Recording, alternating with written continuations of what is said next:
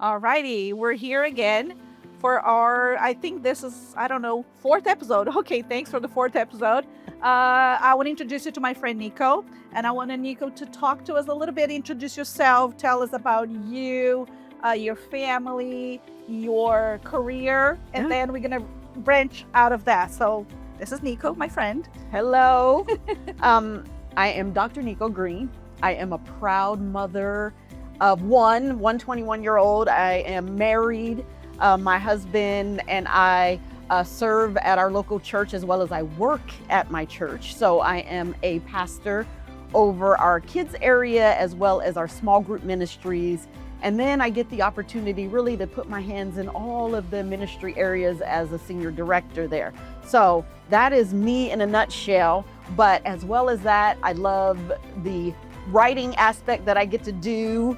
I love the just being able to engage with women, engage in different forums, talk on stage, whatever it is, I'm up for it. I love that. I just love to be doing things and serving people. I love that. I love that. The reason I want to talk to you today is because we've served together. Yes. At the church, and I was under Nico's direction. And it was amazing. As always, you're like an amazing person. You're an amazing, I want to say lead. You know, I learned a lot from you, which is like, funny to me because I used to have a daycare for many, many years. And then I started working at the kids ministry with you. I throw everything, out of the window because this is it right now. Yes. So it's like, amazing to work with you and to serve with you. Right. But I want to, talk more about it because when I saw, and the reason I want to talk to you also is because we're doing this series, Woman to Woman, Right. where we're trying to create a safe environment. We're trying to create a safe outlet for us, for women, because it's so hard for a woman to be able to come out and say, I need help. Right. Yes. We're supposed to be the stronger version of ourselves. We're supposed to be the mother, the wife, the house caretaker, whatever you call that, the entrepreneur, the everything. And then it gets to a point that you guys, okay, stop. Yes. I need to stop and I need to figure out, who am I? Yeah. And to get to a point, it's like, I'm not just a mother, I'm not just a wife, I'm not just this, not that. Right. I was talking before, all these different scenarios, all these different outlets for a woman to understand there is something else for them. Yes, And absolutely. that's the reason we were doing the series and trying to figure out. And then when I saw your book, and I was like, okay, she wrote a book. I was super happy for you. Like, oh my gosh, she's amazing. She wrote a book. And then I read the title of your book. I was like, oh, okay. That sounds very interesting. And like I said, I got this book on Monday. And as you can see, it's all like this. I could not put it down. Because the reason I say that is just the fact that you guys talk so much. And I want to come to you and say, what brought you guys, and we'll talk about the book in a little bit, but what gave you the idea? Why did you guys, and how was this born? So this project was born out of our dissertation. So there's four of us that finished school together. We all completed our doctorate at the same time. And the way that your final dissertation runs is you can pick whatever theme, or you can team up on a theme. And so we actually teamed up on a theme about being able to promote yourself and being able to understand that all of these things are in our hands as women, but a lot of times we sort of let them go. So our dissertation was about personal disruption strategies.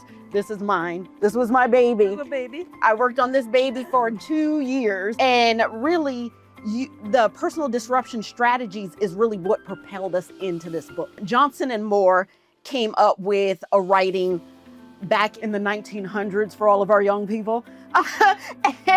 And with this writing, they really talked about how we can actually, as women, maneuver our careers based on some strategies that they put together. Mm-hmm. And so theirs was sort of the first portion of the strategies. But then as we were doing research on it, we were coming up with different things that we thought, wow, I really believe women have been missing out on really using these strategies along with just our own self-sabotage, our own thinking that we're not good enough for things and we can't do it as well as men. And that's really not the truth. The truth is there's a place for everyone, but women need to start stepping up and being who God designed them to be and taking these leadership roles. If some of our research, especially my research in here, talks about just the minute amount of women that are in C-suite, right? Why? It's not only because sometimes, yeah, it's a struggle to get the opportunity, but sometimes it's a struggle just for us to get off of our own derrieres and get to moving so that we have the skills and are capable to make all of our dreams come true. I think we are like, I'll speak for myself because I'm a Latina from Brazil. Like, and you talk about that. I want to go to that, but I think especially for us, and I'm not gonna speak of like other, people, but we're raised in the fact that you are the sub part of the relationship or sub part of like basically like men, and then we're here to serve them. Right. Latinas especially feel like, my mom used to literally, everybody sits down, she will serve my dad's plate and put it in front of him. Yes. And if she didn't do that, he will not probably eat it because like, who's gonna make his plate? Where's my plate? You know what I mean? Like, so that is like, I think, and when I opened the book, it was like the first page was like, says self-sabotage. And that's the thing that I struggle with. Because I don't think I'm able to do stuff. I I put myself in a position that people can do it better than I. Why am I gonna even try? Absolutely. So that's the thing that I was like, oh gosh, she's like hitting me like on the chest right now because that was my thing. But talk to me about a little bit more like you said in your research. How do you guys come up to talk to these different women that are being cited on the book? Like their different stories. How did you guys go about that? So that was actually part of the dissertation process. And really, each of us got the opportunity to seek out 8 to 10 women and figure out, how did you go from being junior executive or just starting at the company or in my case, just starting at a church, and now you're in executive leadership.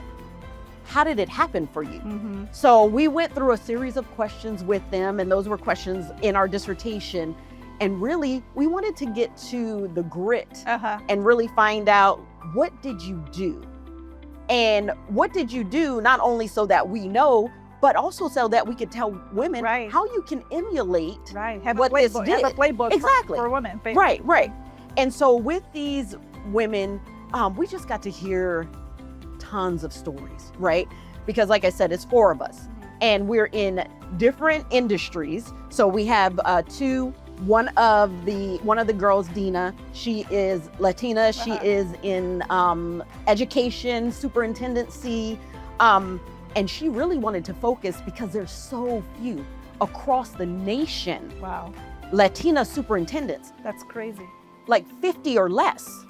Wow. Across the nation. How does that work, right? This is, when you look at how many women actually are in the school districts and are in education, but there's just a fine line, because once you get to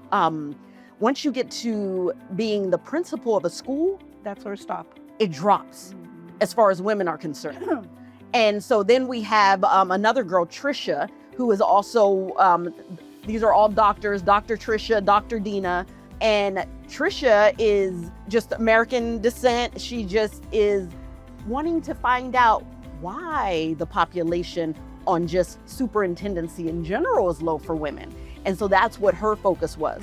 And then Dr. Lori, one of my best girlfriends that we did the program together, she's in real estate. Okay. So she was writing from the point of, okay, why do we have so many women feet on the ground in the leasing office, but after that, training goes down. Executives, tanks. And she's like, why does this happen? When we have so many women that are starting at the lower levels, but never driving up to the higher levels. And then for me, I mean, obviously, church leadership, right? So I'm going after, why does senior executive leadership in ministry, women are the dominant people in churches? Yep. So, and we know to even work in a church nationwide, there's like points of a percentage that people actually work in churches, Uh-huh. right? But then when you get to women that actually start working in churches, they're in kids ministry and women's ministry. And a lot of times they don't go further than that. But I talked to 8 beautiful women in different denominations that were executives, and in some cases it was their church, not their husbands' churches. Now their husbands played a part, Okay. but it's their church, they're running it. And I just had to figure out what makes you so different. And really it was different reasons, Uh-huh. but it was the grit.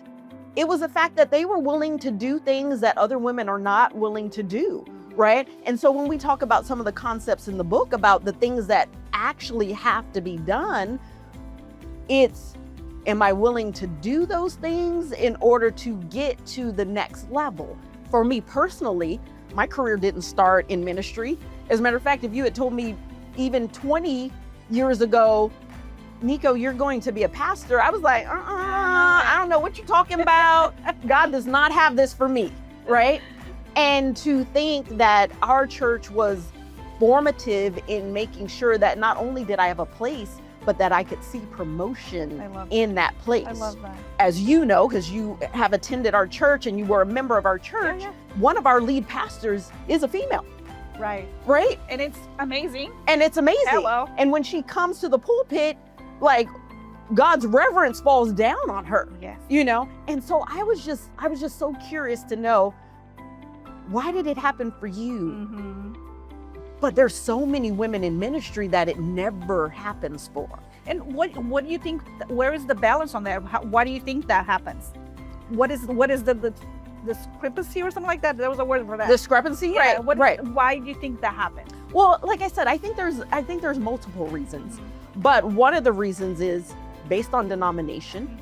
Sometimes you're just not going to get higher than what you're going to get, right? And when we look at the Catholic Church, we know that they're going through some transformation at this time, but there was hundreds of years that women weren't even allowed to do anything except be in charge of the children. They just weren't allowed to do it, right? Now, I believe we have few, but they're rising as far as priests that are women in the Catholic Church, which is unheard of, right? You have the Southern Baptist Church. They're still really going back and forth. And just within the last few years, there was a church that had women in leadership that was of Southern Baptist Church. And they actually removed that couple from the pulpit. And they took the church away from them. Oh, wow. Because it was a husband and wife team. And they didn't want the wife to be in leadership as far as executive pastor leadership. And we're in the 20th century. Right. How does this happen? You know? And so we've found, just through my research, I found that non-denominational churches really are getting the ball really, really rolling.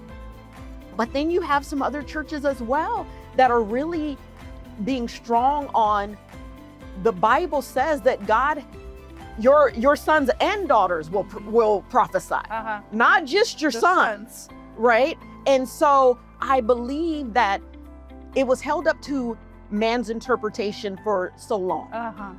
And now man's interpretation is starting to change because they're going deeper into what the Bible actually says. And biblically, we were all called to go out as far as the Great Commission and talk about. Right. It didn't say, oh, Pastor Nico, you can go out, but you can only talk to women and you can only talk to children. Right. It says, no, go out and talk to my people, and bring all of my lost sheep home. Right. And so the fact that we feel that we can't do it as women, I think it's a falsity. And I believe that we have to shift our way of thinking, not only in church, but also in business, to be able to say, no, there is a place for me as well at the top. If I'm willing to put in as much work, and you know, it's been said that women have to put in almost double the amount of work in order to get the same result, right? And maybe that's the truth for right now. But I do feel that there's a small boulder and it's starting to roll. And it's changing what it looks like in the secular industry as well as the church industry. And I feel like, yeah, we're gonna ride this and things are going to move, but I feel like women are going to start stepping up and finding their place where they're supposed to be. We were designed to be in these places. There's things that we offer, like the nurturing portion, that only we offer. Men can make the attempt, but that is not where we're biologically made to nurture. We carry children. We raise children. We're raising our own companies in our homes, right? We're teaching them to be good stewards of everything that they're giving. Exactly. So if we can do that with these little people and make sure that these little people grow up to be the most magnificent people that we know, we can also do this with women that we are developing that just say, hey, I need a mentor. And I think that's part of it, right? I think the women that are on this other side, wherever they've come to and they've reached this level of, my goodness, you've done it. We have to reach our hands down and we have to pull everyone else back up. Right. And I feel like that's our role as women, as nurturers, as women that want to see our next generations thrive and really be the face of some of these organizations. Because I truly believe that we can do it. But like I said, there's a place for everybody. Men have their place as well, Right. you know? And I'm not trying to say that we should run the world, but I believe that we can run the world. Yes, absolutely. We definitely can. Yeah. Yeah. One thing that I thought, it was like so many things. Like I was gonna say one thing, so many things like in this book is like, wow. But I took the test. There was a little test. Yes, questions, yeah. And my score was like, okay. I was like, okay, girl. I don't remember. I can look, but I don't remember. But I was like, okay, I like that part. But one thing that that it says in the book that it caught me is like, stop trying to be liked. Yes. And yes. What Yes. was it? Did you So, remember the quote? Or yeah. I have to find it. So it is. It's the premise that we need to be respected There we go. over being liked. That's the word. Right. I was trying to find. And I think we by nature want to be liked. You know, and the book mentions that. Yeah. And we went in a little bit deeper in our dissertation on that, Is right? there anything that you can read on your dissertation that we can, like, little nuggets from there that we can get it? Oh, Okay. absolutely. Okay. Yeah. Okay, yeah. we'll go there. Okay. Definitely. Yeah, let's go there. But I believe that in organizations, in business, and especially when we're talking about C-suite type executive level business, the men don't need to be liked. So why do we feel like we need to be liked, Mhm. right? We love the fact that people do like us, but do they also respect us? And I think as women, we want it to be hand in hand, right? We want there to be the likability. We want to walk in and be able to smile at people. We want to walk in and be able to give good, wise counsel. But we also want people to know, well, there's a boundary that has to be set. And if you cross that boundary, then now we're at the point where you're not respecting me, but you're only liking me. So how do I get you to do what I need you to do as my employee if you have no respect for me? And so I think that's what we sort of touch in the book, is that there has to be a healthy balance. But at the point where if I had to choose one, I'm going to choose that you respect me over you liking me. Yeah. But yeah, no, I will go in and, see if I can pull out some nuggets in here. Sure. It's so funny. So I believe we finished our dissertations. We're rounding about 2.5 years now. And then this project, Promotion Power, it just felt like it just fell into place. And really what we did is just pull different nuggets out of each of our dissertations and threw it in here, right? And we tried to make it sound less scholarly because nobody wants to read this. Everybody will want to read this, right? And so this is so written in that scholarly perspective, right? Where everything has numbers attached to it. Because why? Because everybody likes to know, well, what's the percentage that this is going to work. Which is very interesting. Like at the beginning of the book, there was like a bunch of percentage of women being in the power position. Absolutely. Women being in like, not power position. Like the percentage was like alarming to me. Yes. Because you don't think about that. No. You come to think it's like, oh, I see a lot of women in power. You think you see it. Yeah. Because you see them out there. But and then you go to the percentage, I was like, really? Is that what it is? I never thought about it. It's actually crazy. So just because you brought this number up, I wanted to just read this. Female seminary graduates account for 42% of total theology students population compared to 57% of male theology graduates. Although there's an approximate 10% differential, the expectation may be that females would be offered pastoral positions similar. According to the U.S. Bureau of Labor of Statistics, there are over 50,000 pastor or clergy positions in the United States, but only as women, we hold 21%. That's crazy. But there's only a 10% differential in us graduating with our male counterparts. So why is it then that we hold such a low percentage? I believe, and I will say not even before my time, because I have been actually working in ministry only for 5 years, right? And in that 5 years, I mean, the Lord has just shown up and blown my mind, and every expectation I had totally out of the water. However, I do feel like there was a generation before me that got to a certain point and said, you know what, this is not worth it. And I think that truly could also be the difference between women rising to the status that we know that we could be in versus them, like I said, in the generation probably before me, maybe women that are now in their 70s, 25 years ago, 30 years ago, were really seeking after God and trying to do ministry in this way and said, you know what? It's not worth it. It's not happening. It's not worth it. And it's not happening. There's no promotion available. And so I'm going to serve God a different way. I also believe that women in business, they strive to, get to places of executive leadership. And once they get passed over 2, 3, 4 times, they're like, I'm out of here. I'm going to go start somewhere else. And truly, I believe that some women in their 40s have started brand new careers because they couldn't get anywhere in the career that they were in, that they gave that company 15 or 20 years of their time. It's amazing.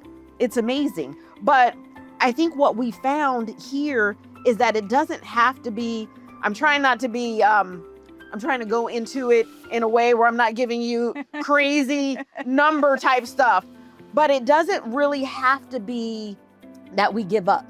I think what it really needs to be is that we use these type of principles. And in using these principles, we can actually get to a point where we can do some maneuvering. And so I did write down, because I know this is going to be hard for me to talk and actually search things out. So we believe that women have to push boundaries, right? This is something that we talked about in the book. I think we've been silent for too long. Now, pushing boundaries doesn't mean disrespect. I was going to talk about that. Yeah. I love that part. It doesn't mean disrespect. It does mean, though, that I'm going to do as much research as I can to know all the things I need to know. And as I'm maneuvering, I'm going to sprinkle these nuggets on the people that I'm encountering. Why? Because I need them to know that I know just as much as my counterpart over here, right? And that I'm willing to work hard in order to get this job done.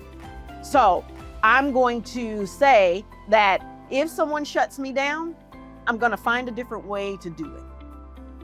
Maybe they don't like the way I did it. Maybe they don't like the way I presented it. Maybe they feel like I'm doing more than I need to do. But in order to show them that I'm capable of doing it, I'm going to do a little bit of pushing, right? And that may mean that some people's toes feel stepped on, but the people I'm accountable to will know, oh, she's just trying to bring the fire. She's just trying to show me that she can do what she needs to do. Now, my competition Might not like that. might not like it, but I'm not working for my competition. You know, I have the person that I'm working for. I have that boss that I'm presenting my best self to. Adaptable and ambition. And so we talked about in the book, you come in ready, you come in prepared, but you also come in ready to improvise. When you need to pivot, you need to pivot. You know, many of us have said in meetings, I'm sure you've said in meetings, I've said in meetings, I thought the meeting was about one thing when I came in because the agenda said that thing, and all of a sudden, left hook. And I'm like, and then wow. And then why? And then why? So I have to know enough about whatever we're working on to be able to be quick on my feet, right? Because what does my manager want to see? He wants to see a woman that's confident, but also able to answer questions, even when that question wasn't supposed to be originally posed. I have to be able to be that adaptable in these situations. And I can't let anybody show me up in that portion. Being adaptable, being a chameleon, I think as women, we're trained to be that, right? Like you had mentioned, we got to be the mom at home with the kids. Right. We got to be the wife. We got to be the business associate, right? We got to love our neighbor out in the street. We got to be a good church member. All of these things. We know how to be adaptable. I think at times we get to a point where we're like, I'm so tired of doing it all, right? I feel like for the women that are striving for, you know what? It is my desire, it is my goal, it is my purpose to be in this position. Well, those people, they're gonna push past the limits. Just like anybody that is, you know, for our brothers and sisters that love gym and love the workout. If I want muscle, I can't stop at 40 pounds. Right. Right? I got to push past the limit. And sometimes the limit is tough, and sometimes it's hard, and sometimes it's yucky and it's icky and I hate it. But to get where I'm trying to go, got to push past. Gotta push past that. Right? As well as shining bright. Love This is that something part. Love that part. Is highlighted on my book. women hate self-promotion. Right. I talked to 8 women ministry leaders. All of the doctors in this book talked to 8 women in their profession, and every single one of them said how much they do not like to self-promote. What? Totally get it. But we are in an age where you need to self-promote. Right. All of these young people, all of these even older people, people my age, people older than me, they're all looking at Instagram, Facebook, right? All TikTok, everything. And that's one thing that when you said like self-sabotage, this is one problem that I go through, because here we're very encouraged to be like, don't be a secret agent, be out there, Yes. you do stuff, show people what you do. And we have this amazing, that you see here recording, and I'll be like, oh, I don't want to be in front of the camera, especially if I have a script to go to. Like if I'm doing this, I totally find I talk galore, like there's no problem. But when you put a camera like with a script in front of me, I'm like, oh my God, I'm not capable to do that. My English is not as good. I can't read that. All of Yes. all of that come back to me because you've been taught and being like, put it in your mind that, your English is just like a language. So you might stumble on a word, and then what? People are going to talk to you. You're going to see that. So I love the encouragement you guys do and say, be out there. Yeah. Put your name out there. Put it out Promote there. yourself. And Yes. women need to do that. Yeah. And that's talking to myself too. So trust me, I get it. And that's one part of the book. I was like, okay, did they write this book for me? I love that. We did. We wrote it for you and every other woman trying to. I was reading the book. I was like, okay, was she like here? What's happening right now? Like all of the stuff, And one thing that I love about that says also that, I don't know if you're going to mention that, but it says that women are not confused, but like when you're assertive, when you put your foot forward, Yes. you're called bossy. Yes. You're called aggressive. Yep. So that's another thing that you kind of like think about it. Should I even say that? Yeah. Because then they're gonna be looking at me like, oh, what is she talking about? Right. How me, this girl's like being bossy. Yeah. So like that kind of a thing. I was like looking at the book. I was like, oh, that also. I think there was so many things that goes like the woman like should I even be doing that? Right. Because, the society, people, everybody around you, like, look at you like, what is she doing? Absolutely. You know what I mean? So like, Absolutely. but, yeah. So keep going on your notes. No, but I love that you made that point, because I do feel like there was, in business, women have tried to transform themselves in not the best ways, right? And what I mean about that is now they're speaking with a deeper voice. Because why? Because they feel like that will get the attention, right? They are dressing differently. They don't want to be feminine in some areas, right? Because why? Because, oh, you can't be feminine and still be the boss or be the leader, right?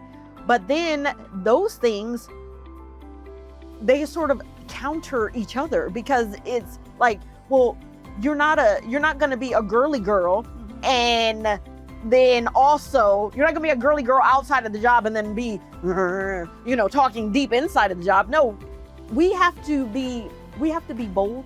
We have to be assertive. But there's kindness that goes along with that. There's love that goes along with that. We have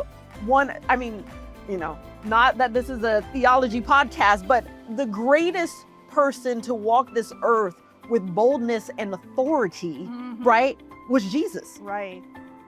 And yet, still persecuted. So we need to just realize that regardless of how we're presenting ourselves, there's always going to be the persecution. Oh, I love that. There's always going to be it, right? That. We have an opportunity to rise above that and say, you know what? Let them think whatever they want to think. I was created with divine purpose.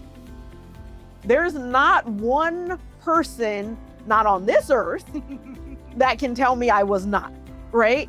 And then I think, too, as I think about boldness, I think about Mary, who went and told the disciples, he's gone. He's not there. Jesus has risen. I saw him. You got a grip, right? Like it. In that time, a woman? Right. So why? Thousands on top of thousands of years later, would we think that we can't walk with boldness and that we can't be the people that he's called us to be because some man back in the 1800s said, no, that social class of people, that's not going to work. We're the important person. So we can look at this in a cultural standpoint as well. You're Latina, I'm African American or Black, whatever people want to call it. I have no preference. Do I even look at another woman based on her color and think she's getting things because of her color? Sometimes I can, but truly, I know I was made with divine purpose. Right. And so as I'm even looking at that, I'm going to go wherever he tells me to go. Whatever door he tells me to bang on, I'm banging on it. And so if that means, you know what, I shift the atmosphere in some of these places, that's what I was called to do. I was called to stand out. I am set apart. So I'm not going to live in a shell that I wasn't created to live in a shell. I was created to have a voice, and I think women just need to take ownership of their voices. Another thing we talked about is embracing the unknown. And so I had mentioned, obviously, never in a million thought patterns did I think that I would go into ministry. But what I realized is that wherever God had put me in different areas, like he just blessed me in that area. When we moved here to Northern California, and now we've been here for about 13 years, me and my husband and my daughter. Where from? From Southern California. Okay. Not far. Okay. But 6-hour drive. Okay. Right? Yeah. I have not one time applied for a job out here. And yet, I probably worked 6 or 7 jobs. Wow. Not one time. I've never applied. But what I know is that whatever I was doing when that person caught my attention and said, I want you to come work for me, it's because I was walking in my purpose. So some of this is maybe I didn't do it the way that somebody else thought I was supposed to do it. Right. Right? Even for me being a pastor, I didn't go to seminary. Hey, news alert. You don't have to. I didn't do it the way that maybe it was prescribed. Mm-hmm. And some people were like, ooh, okay, you Right. know that. How come you're a pastor right Yeah. But Like- the Lord told me he would show me everything I needed to know. now? There we go. You know? And so, yes, do I have a doctorate? Am I considered a doctor? I absolutely am. But I'm a doctor of education. I'm not even a doctor of theology. Right. I know how to read and I know how to be downloaded. Right? And so I feel like there's no one path to getting to where you need to go. I left corporate and came out here and went into the school districts. Why? Who knows? Who knows? Who knows? My daughter was there.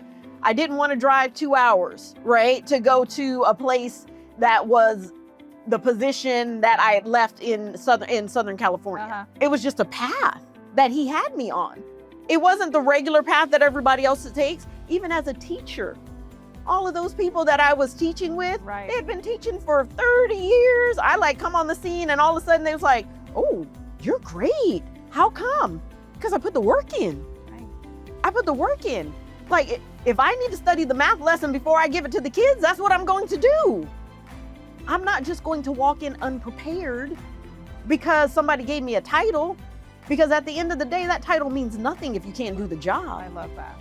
And so what we're And I- striving for. Yeah, and I think some people are so attached to titles. Oh, absolutely. Because when you meet them, you know, and I get it. Like you said, you're Dr. Nico, and I get that because you deserve that. You Yeah. like you put your work in. Yeah. But there are so many people that are attached to that if you don't call them that, oh my God, you know, like that's a problem. And I think that kind of puts like women, especially women that don't have that degree or have that mentality, Yeah. in a position that I was like, why am I even gonna try? And putting that also, I think woman has a thing to compete with women. Yes. The competition and you know, to try to be like somebody else is so like, you know, in us, I believe that we need to get away from that. Yeah. You know, compare yourself with somebody else that's you know, it's not a good thing for you. Yeah. And I learned that in the hard way because, you know, looking, especially with the like social media. Mhm. Oh, why is she doing that? Why am I not doing that? Why is she doing that? How come she got that car? How come I don't have that car?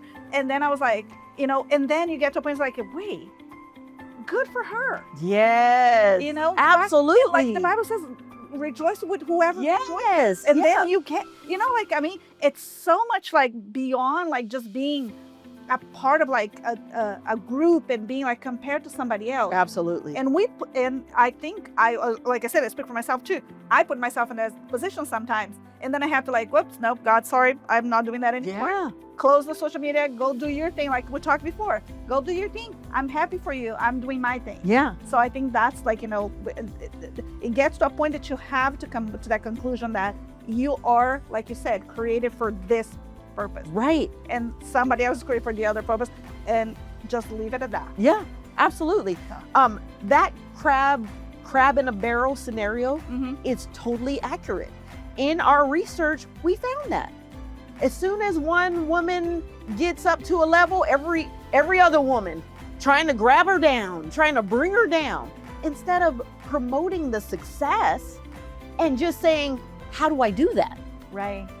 You know, but it is truth. So not only are we competing with our male peers, but now we're competing with this whole society of female peers that are just mad that they didn't want to put in the work to be where we are. And it's so unfortunate that we aren't consistently just acknowledging and saying, great job. I'm glad you put in the work. Some people don't even want to put in the work, but they still just don't want to see you succeed. Isn't that interesting? It is. It's very interesting. And for those people, you know, all you can do is really pray for them. Right. That's it. Because you can't really get into discussions with them because No. they're not going to go any type of good way. But it is really unfortunate because I think we have a tendency as women to look at some of the stuff like you said, right? Why is she driving that car? Right. Right? Why are they going on vacation? All they're looking at, right, is that reel. But they don't know our real lives. And they don't know what we actually did and how many years we put in the work in order to get to where we are at this stage. It's funny you said that, because here actually we have mentors that we work, and they are amazing. And one of the owners actually told us the other day that people put it on social media. Oh, close this deal. My house is pending. And I'm going to the real estate because that's where I am right now. Yeah. My house is pending. Close this deal. Like blah, blah, blah. Yeah. Nobody puts there that your deal almost fell through because the loan didn't close. Right. Or like, oh, something happened. Inspection didn't go well. So, and he was like, people want to see you as a person.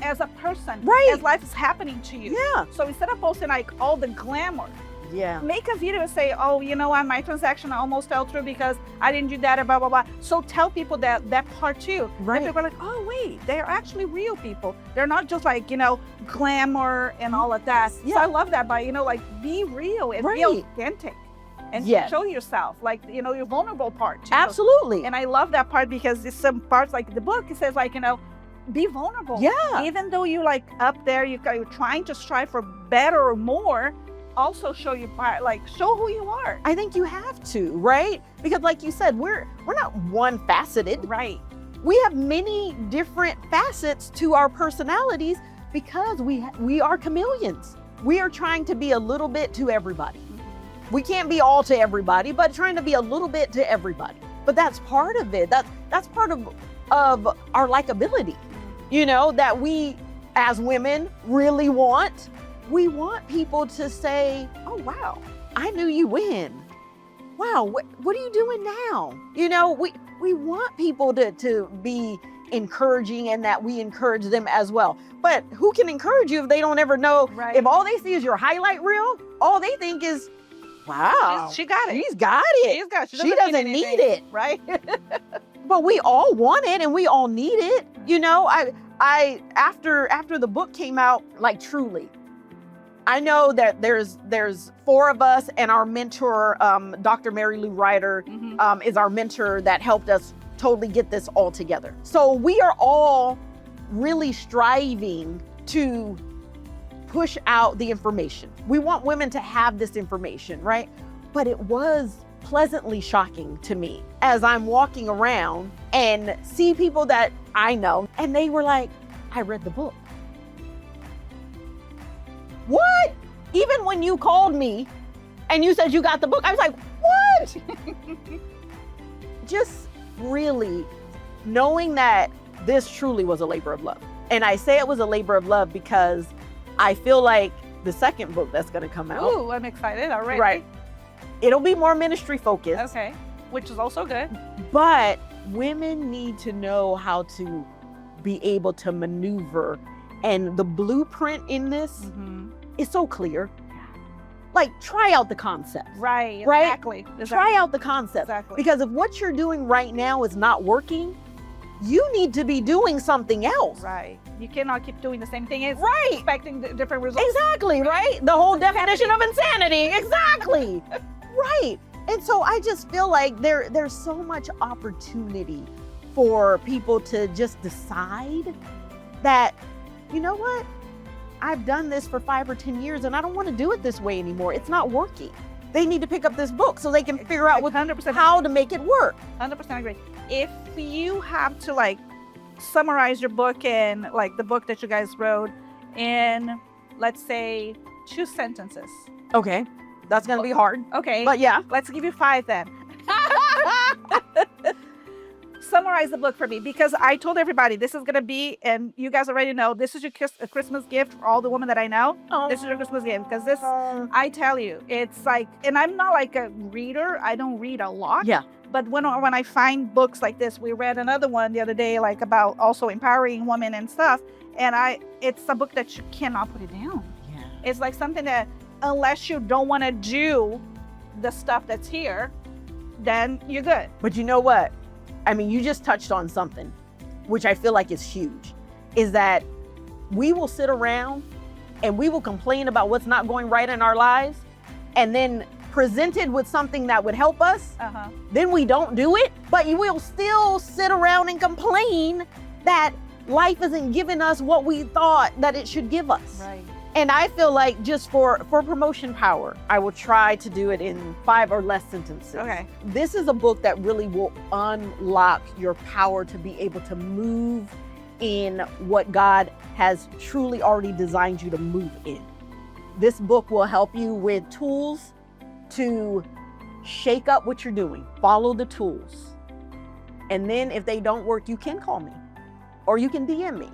And I'm going to tell you, and we're going to sit around and talk about what you didn't do right so that we can get you back on the right track. I love that. Because I believe truly, based on this work of these 2 wonderful women that originally wrote about it, Johnson and Moore, they hit on something that was already going on. Mm-hmm. This wasn't an untapped market. This just brought it forward facing to women. This concept was based on, and I won't mention the names of the things, but this concept was based on 2 car companies and how one car company that was of a lower class was able to outdo a car company that both of them are still in existence today. But this lower class car company was able to have more sales, more profits, deliver a better service package and a better product to their customers by just following some simple tools that they were relaying to their customers. Once they tapped into that, they outdid this other car company. Like I said, both still in existence today, but you will see their cars more often on the road. All we did was take proven, practical things for women and say, if you just do these things, if you try them out, they're going to change your trajectory. I'm going to close with something that it's marked because it was for me too. And like I said, you like literally wrote this book for me. Overthinking is the enemy of action. I love that. Yeah. Oh my God, Yeah. that's so powerful. Yeah. Because, as I don't know, and again, we speak as women, oh my gosh, I overthink so much, so many stuff.